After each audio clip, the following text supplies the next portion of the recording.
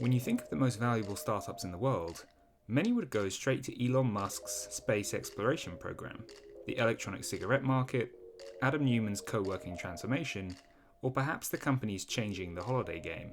Most people think of Silicon Valley when they think of the most valuable startups, but few people actually know that China now sits on top of the list. ByteDance, an app development company with a valuation thought to be around $78 billion, puts it as one of, if not the most valuable startup in the world. And yet because it's headquartered in Beijing and not Silicon Valley, few people pay attention to the firm. But how did this Chinese tech giant become one of the most valuable startups in the world, beating the Silicon Valley juggernauts to the title? Here's how it happened.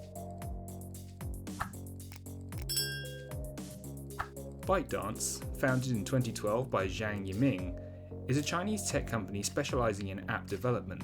To the Western world, it has gained success with its app TikTok, which was created from the original Chinese version of the app, Douyin, merged with Musical.ly. But ByteDance has had a number of successful apps, with Ziga, their knockoff version of HQ Trivia, Vigo Video, a short video communication app, and Hello, an Indian social media app. But perhaps its most well-known app is called Toutiao, or Headlines in English, which is a news recommendation engine that shares content with its users that most closely matches their preferences.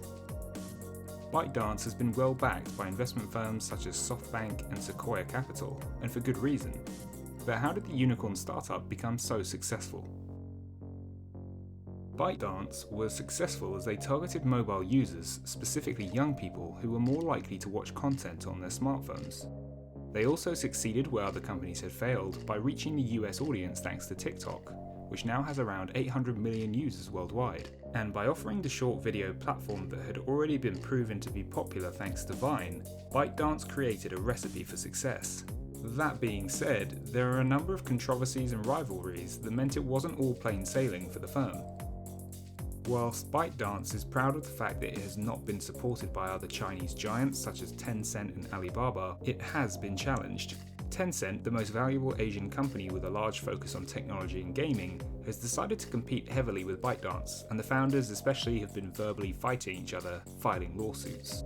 This led to ByteDance accusing Tencent of blocking TikTok videos on its popular Chinese chat platform, WeChat, with Tencent then suing ByteDance for defamation, and the duel goes on. The firm have also suffered thanks to the power of the Chinese state after their app, Neihanduanzi, was shut down as it hosted vulgar and improper content encouraging resentment. Zhang then publicly apologized for publishing a product that collided with core socialist values, which shows how difficult it is to operate an internet media firm in China. The firm was also advised to start cleaning up its other programs. But what does the future of the company hold? With its current valuation, ByteDance has little other choice but to IPO in the future, to either raise capital or return it to early investors.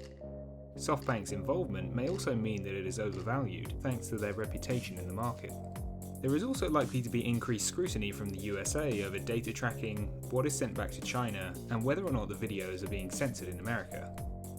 But with ByteDance continuing to see growth in a steep upward trajectory, including potential smartphones and music streaming services in the works, it shouldn't be long before they can turn a profit on their numerous apps, especially as they're the first Chinese firm to really compete with similar US media applications, as Westerners jump at the chance to download and consume short videos.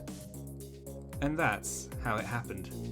Please like the video and subscribe to the channel, and leave us a comment below with what you'd like to see next. Thanks for watching.